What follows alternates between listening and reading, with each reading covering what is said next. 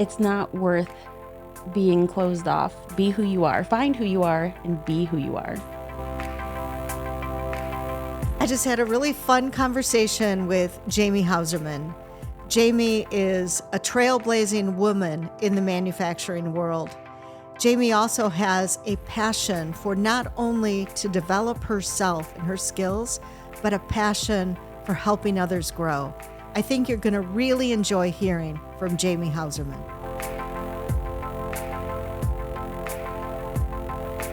Today, I'm talking with Jamie Hauserman.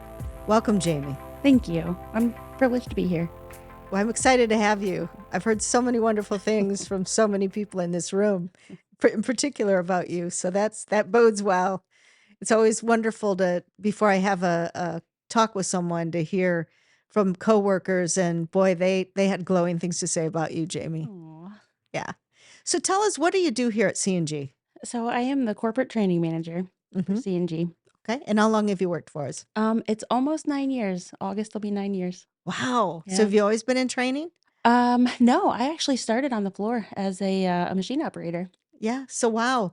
So how what was the progression then? You started as a machine operator, then what? Yeah, I was on the floor for a few months, and Yeah. then I got really cool opportunities. We were gonna get a new machine, and so that required a little bit different skills and knowledge. So I went back to the print department, worked back there for a little bit, Uh-huh. and then that took me up to the films building. So I got into a lead op training program up there, which was really cool. Got to learn about the bubble, about the process, and then I went back down to finishing as a lead op. So you've had an opportunity to do a lot of different things. And it also seems like because you've kind of pushed yourself into different roles, you're a curious person, living one of our values. Would you Absolutely. say that's true? Every day. All right. So tell me about some of that. Tell me, what do you like to do when you're not working? How does that curiosity value come out? Oh, okay. So anything outdoors. You can find me close to or in the water all the time. Yep. I love to kayak. Any chance I get, I'm in the water with that. I'll go fishing, hiking. Yep. Yeah, Yep. So you like to swim? I do. I love to swim. I swam in college for a little bit. You did. Wow. Yep. So what kind of strokes did you do? It was freestyle mostly, Yeah. backstroke a little bit, Yeah. butterfly for a little bit, killed my shoulder, so I had to Oh, stop yeah. doing that. Yeah.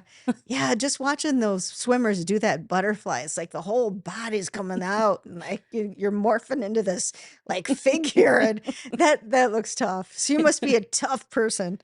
I refer to myself as a tough old broad most days. So tell me about your family. Well, I'm one of 3 kids. Okay. I have a twin sister. Twin. Mhm. Wow. We don't look anything alike. Really? Yeah, we're about as different as 2 people could be, but it was a cool experience. We didn't get to do any of the fun twin stuff, but it was a cool You mean experience. like dress alike? Yeah, or pull pranks on people, Oh, sit yeah. in each other's classrooms. We didn't get to do that. Yeah. Like, what is that movie with the twins, with the girl with the red hair and freckles? Is it The Parent Trap? The Parent Trap. Yeah, yeah. I just made my 9-year-old grandson watch that movie with me, and I didn't know if he'd like it or not, but he loved it. Have you seen that I one? have. It's Yeah. fun. Yeah, where they trade places at camp. Yeah. So are you and your sister close? We are now, yeah. Because we were so different growing up, we kinda had different interests, so we were kind of always doing our own thing, but we're really close now. Yeah, Yeah. that's cool. It's good to have a twin, I would think. Yeah. Oh, it's awesome. Yeah, someone that you share your life's journey with. So I hear you're a bit of a do-it-yourselfer as well. I am stubbornly independent, yeah. Oh, tell me about that. It's not that I don't want help doing some things, but I love to figure things out by myself. If it's, building a piece of furniture or reorganizing the garage or the house, or Yeah. I just love doing stuff like that. So you walk around with a tool belt, putting these things together. Like, tell me, what does that look like, Jamie? Well, it looks very primitive because, like, I don't know that I have a tool belt. I have a couple screwdrivers and a hammer if I need Yep, it. There's yep. no drills. It's So old school. are you one of those people that read the instructions? Word for word. Oh, wow. Yeah. Well, it's good you're in training then. See, I'm the kind of person that will dump everything out of the box, not look at the instructions, and then end up with 2 screws.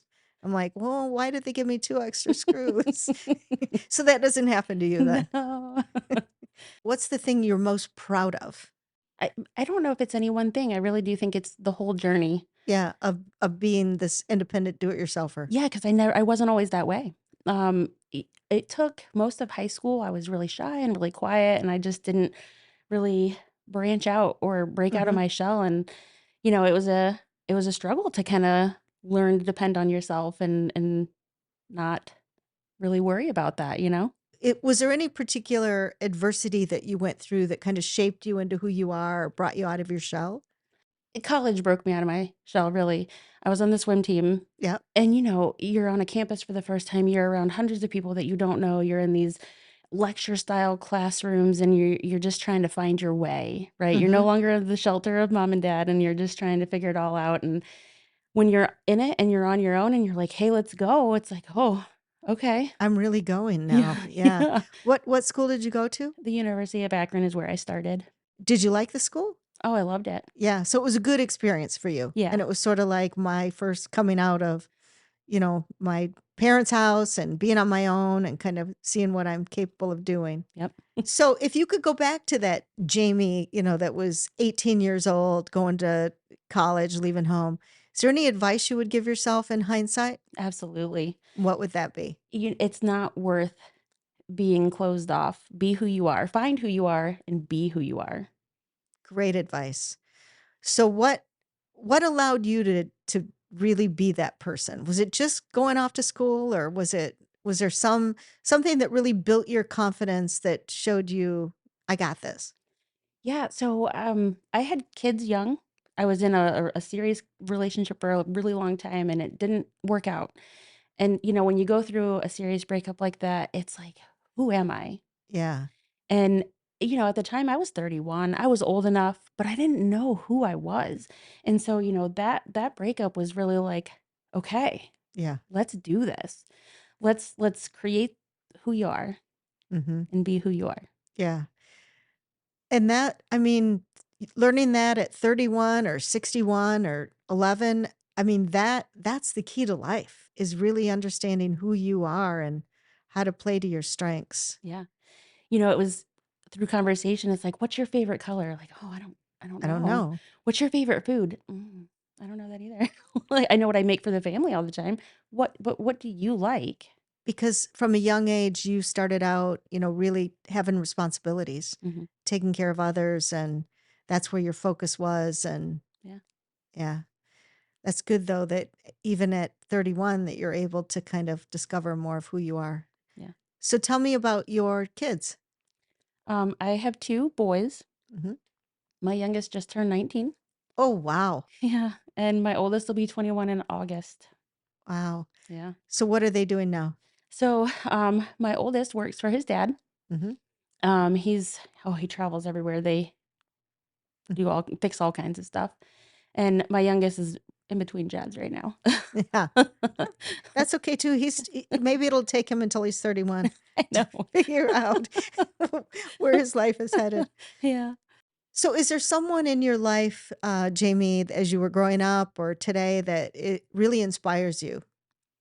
I've had a couple people, right? And it's usually the leaders that I have. Mhm. I worked retail for a number of years, and you really, if you're observant, you really pick up on habits or unspoken things. Yeah. And so my manager there was great in teaching me just how to be observant and how to be aware of your surroundings always. And Mhm. Robin Hamill has Yeah. been amazing. Mm. She gets, wrapped up with so many other things, and she brings me into so many opportunities that I just don't think I would have had Mhm. otherwise. And she kind of pulls a different way of thinking Yeah. into me, which is great. Yeah. No, that's really cool. She's really gifted that way. There aren't many of us women in manufacturing, and particularly as you advance more and more into leadership roles. So what has your journey been like as a woman in manufacturing? It was really intimidating at first. When I first joined the company, I was the only woman on the floor. And Only woman on the floor. mhm. Wow. There was women in the offices, but I Yep. was the only one on the production floor. And so there was this bias like, you can't lift 40 Yeah. pounds and you can't lift this shaft and you Mm. can't possibly understand resins or, the path of the pellet. Like, you can't possibly do that. And then, when you get in there and you start doing stuff, you're getting looked at a little different. Yeah. With respect? Yeah, not Or at not first. not quite? Not at first. Okay. There was a little bit of, "Okay, well, we don't think that that's what you should be doing." And then, Yeah. you do the things and you start pushing buttons and everyone's like, "Oh, okay. Well, now I need to step up my game because 'cause you're pushing buttons. Now I need to push buttons and I need to show that I can do it better." Um, but once you kind of get comfortable with everyone, the journey really has been a lot easier. People don't question it as much. Yeah. Well, now you see more and more women here all the time Mhm. working in extrusion.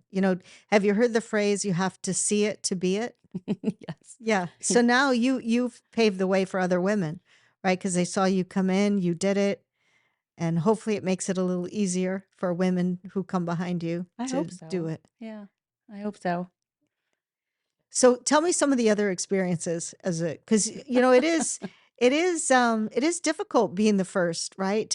To be the trailblazer, to be the one that you kind of feel like you have more eyes on you, and some people may be hoping that you'll fail, right? Just to prove that you shouldn't be here. Absolutely, and to that I say, "Hold my beer." I love that. I love that. Not at work, of course, No, no, right? no. We'll save that for after work. I did it was funny, I had, a couple people be very blunt with me and tell me, they're like, "We don't think you'll make it." And I looked 'em straight in their eye, and I'm like, I'll outwork 90% of the guys on this floor, and the Yeah. other 9-10% is only because I don't know how they work yet." Yeah. That's pretty cool. I think that's really inspiring. Reminds me a little bit of my coming up in manufacturing. Very similar story. Yeah. You have a lot of skeptics. So Yeah, for me, and it sounds like for you too, it only motivates you to want to do it more, right? To absolutely. be told you can't do something. Yeah. So what are the things that motivate you in life? Oh, for me, it's really just the satisfaction of, 1, "Look what I did," Yeah. or, "Looked what I helped do or help build." You look back and the journey is rough Yes. sometimes, Yep. but when you stand and you look back, that's what keeps me moving forward. Yeah. And it's shaping you into who you are Mhm, and becoming the more authentic version of yourself. absolutely. So how would you like to see that journey continue? What do you want to do 10, 20 years from now? So I don't like to narrow my scope and I don't like to limit Mhm. myself, but I do love the training and I would love to be a director one of these days. Yeah, Yep. very cool. Yeah. What is it that you love about training? When you train people or you help build a program that people are in and you just see the light bulb turn Yeah. on. Yep. They get it and they progress and they truly like find their passion within the company, doing Mm. something that they never thought that they'd like to do. Yeah. How cool will it be, 20 years from now when you can walk around the plant and say, I remember your first day and I remember your first day and think about, how far employees have come from day one to where they'll be in the future. Oh yeah. And that's a legacy, right, that you'll have Yeah. for yourself. It's And I very love cool. that. Yeah. Yeah. What would be the one thing that people would be the most surprised to learn about you? As quiet and reserved and how cautious I am, I used to ride a motorcycle and I used to enjoy it. Really? Yeah. Like race it or ride it? Just ride it.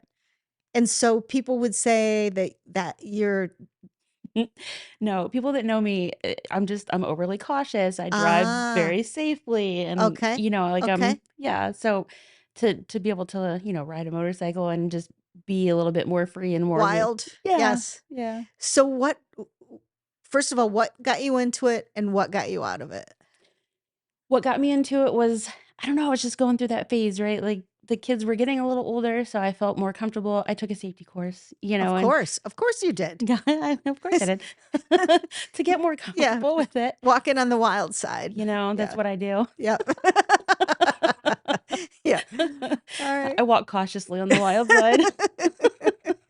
Yeah. And so, just getting more comfortable because that was something I didn't think I'd ever be comfortable with, so I wanted to Yeah. try it. And what got me out of it was really just time. I didn't really have the Yeah. time to maintain it or Well, you proved to yourself that you could do it, so you yeah. moved on, Yeah, right? You gotta yeah. find the next challenge in your life. Absolutely. So at this point in the interview, I turn the table and I'm going to let you ask me any question you want to ask me, Jamie. What kept you motivated when you were going through Yeah. all of that Yeah. adversity and thoughts and opinions? It was tough. I'm not going to sugarcoat it. I mean, I've been married for 43 years. So I used to come home many times and I would say to my husband, "It's just not worth it. You don't know what I have to go through there. It's really hard and people don't want me there and I'm a unicorn and it's like, and he would listen to me and always, sort of prop me back up and you're going back out there." Like and it's so good he did that because I think somebody else would have said, "Okay, quit then." It would have been the worst thing for me because I think living through that and like you talked about, when you really have to face that, I'm in an environment where I'm not wanted, a little bit, feeling a little bit hostile. Um, it wears on you and it takes its toll. And so I think for me, my desire to prove I could do it was stronger than the fear that held me back or the negative aspects of the job. That's awesome. But it wasn't easy. No. No, I'm sure it came with a lot of Yeah, a ups lot of and downs. struggles. Yeah, and then I would always like if somebody was particularly rude to me, like I would have people say to me, "Who's raising your kids?" Or like, "How can you be working when you're a mom?" And back then, it was very unusual to be a working mom. In my mind, I would always think, "Someday you'll work for me." It's a true story. Yeah. And when they did work for you, how did it go? I'm not I don't even remember. It was just more like I had to find a way in that moment, to just keep myself motivated. So that was your hold my beer. It was my hold yes, it was my hold my beer place. Yeah, Absolutely, that's exactly. awesome. All right, well, Jamie Hauserman, you inspire me. Thank you. You inspire me.